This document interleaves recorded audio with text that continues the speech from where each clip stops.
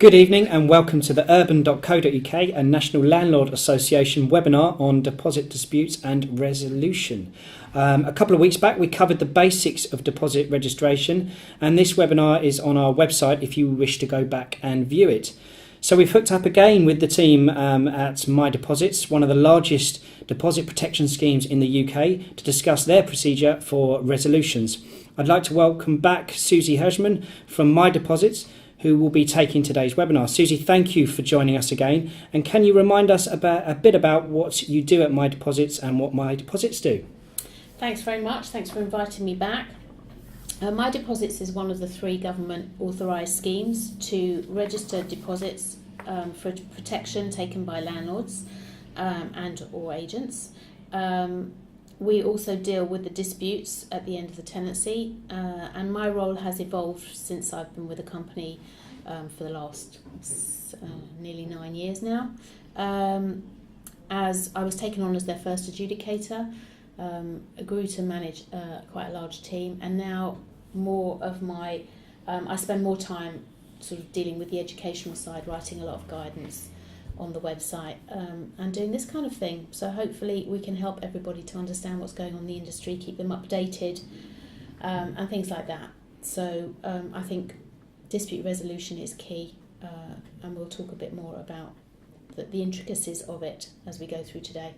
Okay, great. Well, it's fair to say you know a thing or two about dispute resolution then. So starting from the beginning, what is a dispute and how might one arise? Okay, when the tenancy ends, obviously the deposit needs to be sorted out, and the tenant and the landlord have to talk to each other and agree any deductions if there are any. If there aren't, obviously the landlord is going to send the deposit back to the tenant without any problem. But if they don't agree on what the deduction might be, because then a dispute is going to happen. The main reasons we see for disputes coming through to us will be where it's evident from the emails, for example, that landlords and tenants have fallen out. Another common issue is where the tenant actually accepts that they've caused some damage or the property needs cleaning, but they don't agree with what the landlord's actually claiming, so the amount is too high, and that's very often where they become arbitrary. Obviously we get those where the tenant just says it's all fair wear and tear, and we'll talk about that a little bit more later. Okay, so the first step really is for the landlord and tenant to communicate with each other before running to the scheme. Yes, please. Is there any other best practice to speed things up? Well, yes, you've just touched on it actually, negotiation. I mean, that's a huge skill. Landlords need to understand a little bit more about what they can do to help themselves at the end of the tenancy. Nobody at the end of the day wants to take it through the dispute process, either through the scheme or through the courts. And why should the landlord use your dispute process rather than going to court? If they can't negotiate, and that is obviously the first thing they should be trying to do, the ADR schemes are free to use. You know, they've paid for the membership and they've protected that deposit, and alternative dispute resolution is on offer for nothing. It's actually a quicker and easier service to use than the courts, which are obviously not free and take a lot longer. So you could end up spending more money on court fees and potentially solicitors than the amount you're disputing. Yes. Right, so moving on to your processes, a lot of landlords are interested in what you actually do and how you come to your decisions. How does the process work from the time the tenant tells you they are in dispute with the landlord? Okay, so from our scheme's perspective, we're looking for the tenant to advise us that he has a dispute with his landlord and he'd like to have a decision made by an adjudicator with the scheme. Both parties have to agree to alternative dispute resolution, but the primary thing we will do once the tenant advises us there is a dispute is we will look at his claim. He will have to fill out a claim form and say what he understands the landlord's looking for. He will also have to provide some information that he's not in rent arrears and things like that. So we have our own acceptance criteria for taking on a case. Following that, once we've accepted his claim, we will contact the landlord and he will be asked to send us the disputed amount and his evidence. And from that point on, it will then get sent to an adjudicator. And there are various timescales involved in all of this because we have to adhere by government timescales. So that's a whole other section of what we have to do from our point of view. But then it will get sent through to the adjudicator to make a decision. And what does the adjudicator do? How do they make that decision? Okay, so an adjudicator will be sent a case. He gets to do several every week.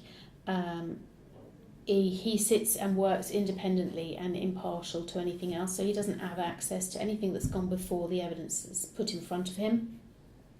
And he will look at the evidence from the landlord and the tenant, and he will weigh the evidence up and see who is more convincing, who is more persuasive in what they've claimed. There is a process in terms of how an adjudicator will look at the evidence, but maybe we can come to that process when we've discussed a couple of other things in the meantime. Okay, so what process do they follow? When they're looking at the evidence, they need to see certain types of evidence to be able to establish whether there's been a breach. The first thing it was always a very useful, quite a necessary piece of information is the tenancy agreement. We need to know, once we've established what the issues actually are, whether the clauses in the tenancy agreement actually support the landlord's claim. And I just want to touch just on a very quick point here, that I think the tenancy agreements are sometimes very underrated as a tool for using when you're negotiating with your tenant at the end, because you can actually point out the tenant and tenant's obligations to the tenant when you're talking to him. But landlords also need to take responsibility for what they've signed up to, and very, very often things like fair wear and tear will be in the tenancy agreement because the tenant is not responsible for it. So don't think just because the tenant has caused the damage that he should be responsible for that normal use anyway. Can you tell us a bit more about fair wear and tear? Okay, so what will happen is once we're looking at the evidence that has been sent to us, we will look first for the tenancy agreement. We will then look for the inventories. Now, if we haven't got a check-in inventory, arguably you've got nothing to compare from beginning to end of tenancy. So you can't then establish a breach because you can't establish what difference, the extent of any difference, and whether it's over and above fair wear and tear. So before we actually get to thinking about fair wear and tear, we need to establish that breach. So once we've established a breach based on normally the inventories and comparing them, we look to see if the extent of the difference is over and above what we think fair wear and tear should be. So fair wear and tear can be broken down into criteria, and on our website we have a good little guide. So I'm not plugging our guides as such, but if you want a really easy to understand guide, you can find it on our website. Fair wear and tear takes into account various criteria. So we are looking at the age and quality of the item you're talking about. We're looking to see what the condition of it was at the beginning of the tenancy. You've also got to think about the lifespan of that item. Now, whether it's a carpet or a kitchen worktop, they will have different amounts of life in there, and whatever life has been used, the tenant is not responsible for. You've also got to factor in the length of the tenancy, because even if it was new at the beginning, it's not going to be new even after a 6-month tenancy. So there's a lot to think about with fair wear and tear before you can even make a deduction and a calculation on what is a reasonable amount to make a deduction. And that's where your negotiating skills come in as well.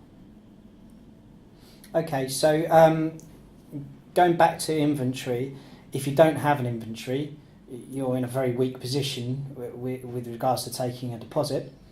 An inventory, we mentioned this in the last webinar, but I think it's worth mentioning again.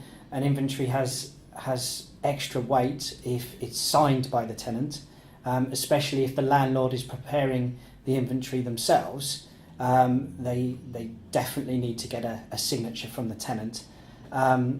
If a landlord is using a third party to do the inventory, that helps because there's less bias there. But again, it's best to get a signature from the tenant, even if you're using a third party.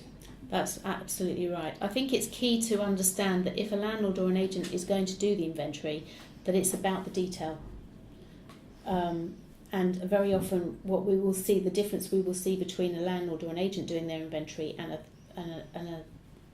a third party inventory company is that third party inventory companies are generally qualified by one of the accredited bodies, so they know exactly how to go around a property and what they're looking for. So maybe that's where a third party inventory can sometimes trump a landlord inventory, but it is about the details. So be prepared to spend time. If you want to do it yourself, be prepared to spend time on that check-in inventory. It's the most important document to set your tenancy up. Well, when you think about it, you're preparing your evidence for a potential dispute. Yes. And the best time to prepare your evidence is at the start of That's the tenancy. Right. Yeah. So the better prepared you are at the start, the stronger case you may have at the end. And especially adding photos and lots of them to your inventory is a good idea. Yes. Photos are great evidence. Photos, if they're embedded into inventory, are fantastic evidence and will be validated by the date and signing of the inventory itself. Where they're on their own, if a landlord chooses to take some independent photos, you need to be very careful that they can be supported by other evidence as well. Digital dating is very important, but it might follow. They might have been taken at a midterm property visit or something like that. So make sure you've got something written to underpin what those photos are about. Okay, so what common disputes arise? The most common dispute will be cleaning, undoubtedly. Probably with all the hundreds of people I've spoken to, 80% of the time they're discussing cleaning as one of the issues. It's a very difficult subject to talk about because everyone's opinion is very different. It's probably really important as well to mention that cleaning doesn't have a fair wear and tear element. So if it was cleaned to a good domestic standard at the beginning, it needs to be left clean to a good domestic standard. And we talk about standards and not professionally cleaned as well. So clean to a professional standard, because one of the things that can sometimes confuse issues is where a tenant, the fundamental obligation of the tenant is to return the property to the same standard or condition it was in at the beginning. And if he's capable of doing that himself, you can't enforce a cost onto him. So that's quite an important lesson to learn from the contract itself. I know I may have gone off tangent a little bit with that, but I think it's really important because sometimes that gets missed, that is misunderstood. So if you put in your contract it needs to be professionally cleaned, that's potentially unenforceable. It is potentially unenforceable, yes. Okay, that's interesting. Mm. And how does a landlord prove cleanliness at the start of the tenancy? Is that back to the inventory again and photographs? I mean, it's easy if you've got a receipt from a cleaning company, but if you've relied on the previous tenant or yourself to clean the property, how do you prove that? You're absolutely right by going back to the inventory, and then as we've already said, detail. Mm-hmm. So how well detailed is it? An overview to say it all looks clean is not going to be as good as a bit of detail on each individual area, for example, and maybe drilling down on particularly the kitchen and the bathrooms. So if you're doing, particularly those areas are notoriously bad or can be at the end. Invoices are great, but don't be fooled by a one-line in thinking that a one-line invoice is really good, because an invoice saying end of tenancy clean isn't giving anybody any information. You need a job sheet, you need an invoice that says cleaned as per checkout or professionally clean and what they've actually done for that money. Have they cleaned the woodwork? Have they cleaned the carpets? You need detail. Yeah, so for example, mould on bathroom sills, which is going to be a common one, or limescale on a shower. If you've got photos of the sills or the shower head, at the start of the tenancy agreement and there's no mould there, Yes. then you're covered. But if it's just on an invoice that the bathroom's been cleaned, it's a difficult one to be proven. Absolutely, and I will often ask or suggest that people, landlords in particular, who know their own properties very well, are very aware of the common pitfalls that happen with tenants. They know the areas of their properties that cause a problem. Make sure you have good photos at the beginning. But if you know they're a problem, is there anything you could be doing to stop it becoming a problem or remaining a problem in the property at each tenancy? Okay, so in summary, really good inventories, lots of photos, be very detailed, and do it at the start of the tenancy agreement. A bit more work, a bit more effort at the start of the tenancy agreement can ensure you resolve that dispute at the end a bit more easily and timely. Yes, I agree. That's exactly it. Okay, so back to the process. We've covered your tenancy agreement, we've covered the inventory. What's the next part of the process? Okay, so your inventories will basically establish what the differences are and whether there is a breach of the tenancy agreement. That is the starting point in terms of evidence, but what we love to see is then what we call supporting evidence. So have you got email trails, audit trails of anything else that's happened during the tenancy, any evidence of negotiation with your tenant at the end to show what you've discussed and what you've proposed. So audit trails might be things, other correspondence other than emails might be midterm property visits. Did you spot anything? Was your tenant drying clothes on radiators causing problems? That's quite a common one. How did you follow that up? Build a story for the end of the tenancy to discuss with your tenant, or if it's going to go to dispute, is going to help the adjudicator, because we work only on the facts that we're given. So if you haven't recorded those facts, we're not going to be able to use them. Other things we tend to see might be text screenshots. We might see contractors' reports. Anything that can help to build that picture. We're also looking for photos, as we mentioned before, that might come on their own. They need to be digitally dated. We need to be able to verify the date they were taken. We might also be looking at invoices and estimates, which need to be as detailed as possible, so that we know the landlord is not doing other works that maybe the tenant might not be responsible for. So we're looking for all this other supporting evidence before we then go on to make an award. Okay, so that's the process covered. We're getting lots of questions coming in from landlords, so we're going to cover a couple of those now.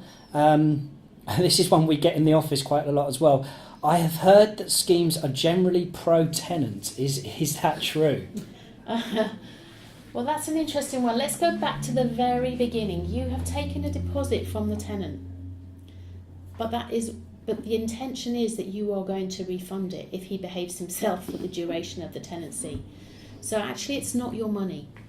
So this evidence that you're going to collect from the beginning, from doing an inventory, right through the tenancy, to show an adjudicator or to negotiate with at the end of your tenancy, needs to be sound, because if it's not, that money belongs to the tenant and it's going back to him. So we are not so much pro-tenant, it's more down to poor evidence when it comes to us. That means we are not persuaded sufficiently that the landlord is entitled to keep that money. Okay, and leading on from that, the next question that's coming up quite a lot is, how can I protect myself and ensure if there is damage, I can deduct from the deposit? I think we may have covered that actually. By looking at the process that we follow, we can then see how your inventories are going to be your key documents that you want to have. The rest of the process follows on from that. I think the one thing I would like to say is, while our adjudicators are all legally trained and work independently impartial, they work with the evidence itself, but they have a lot of discretion. If your evidence is poor, you're likely to come out with a poor decision from your perspective. Yep, so they can only work with what they can see in front of them. Yes. So again, it comes back to what we said earlier. It comes back to that evidence at the start of the tenancy agreement, getting it all written down, getting it all documented. Correct. So another one here, if we go to dispute resolution and I don't agree with the outcome, what happens? Okay, well, we do have a complaints process. Just because you don't agree with the outcome doesn't mean that your complaint would be accepted or valid. The only time we will accept a complaint is if there is an error in fact or law. By signing up to the free alternative dispute resolution, you are signing up to be bound by that decision. And just because you haven't maybe been awarded as much as you think you should be is not sufficient for us to accept that complaint. Okay, so again, coming back to if you don't sign up to your dispute resolution, Yes. and you want to take it to court rather than your dispute resolution, Okay. what's the process there? Do both parties have to agree if one party says no and one party says yes? Okay, that's a really good question actually. Both parties, to make a decision, to have the decision made by the scheme, both parties have to agree. Where one party chooses to go to court, what the scheme will do is they will put the case on hold, and the party that chooses to go to court has 6 months to provide documentation that the matter is in hand. So we need a claim form, or we need the court document, the confirmation that the court has received the claim. What will happen is at the end of that 6 months, if we've not received any information from a court, the monies will be sent back to the party who did not choose to go to court. So here's a bit more of an interesting one. My last tenant redecorated the flat without my permission. Can I make a deduction for redecorating? Well, I kind of wish that person was in the room, because I think I'd ask them, well, what colour did the tenant repaint the property? There's two ways of looking at this. Now, if, for example, your property was white at the beginning of the tenancy and the tenant has painted it ivory, the question that I would ask is, what detriment have you suffered as a result? Does it mean, has it improved? It could even have improved the property. Mm-hmm. So you've got to look at it from a detrimental point of view. If the walls were white at the beginning and the tenants come in and painted them purple, which is a completely different colour, not of the same palette, if you like, then yes, you would certainly be able to deduct money to put it back to a sensible colour. And proving, what about a bad job? A poor quality job? Is that again coming down to the proof of evidence at the beginning? Yes. Yes, a very common one we see will be where they tried to patch up damage on walls, Mm-hmm. and then you end up with this massive patchwork on the wall. I think that's quite adjusted. We recognise that isn't wear and tear, that is something that needs attention. But it won't mean, if it is just one wall, that's all they can claim for. Yeah. They can't claim for the rest of the room. And again, I suppose it comes down to evidence that it wasn't like that when the tenant took it on. So Yes. again, it comes down to the evidence at the start of the tenancy that Yes. you can provide. Okay, so another question here. So someone's asking about negotiation. How the starting point is negotiation. So how open in general are tenants to negotiation? I have to say I can't offer an absolute answer to that question. What I can tell you is, from our scheme's perspective, that it's roughly 2% of all protected deposits that actually ends up through the formal alternative dispute resolution process. So in 98%-ish of end of tenancies, we don't see those cases. So they're being resolved in some way or other. I'd like to think that negotiation is forming a huge part of that 98%. Well, that's about all we have time for tonight. Thank you very much for joining us on today's webinar, and thank you to Suzy for sharing your knowledge with us again and answering all our questions.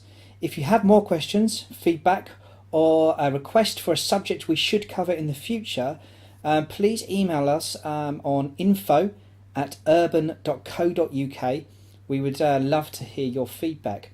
A quick word about Urban. We are one of the UK's top online letting agents, and we serve over 5,000 landlords nationwide. Our prices start from just £95 to let a property. So please do check out our website, urban.co.uk. And the National Landlord Association, in our opinion, is the top landlord association to be a member of.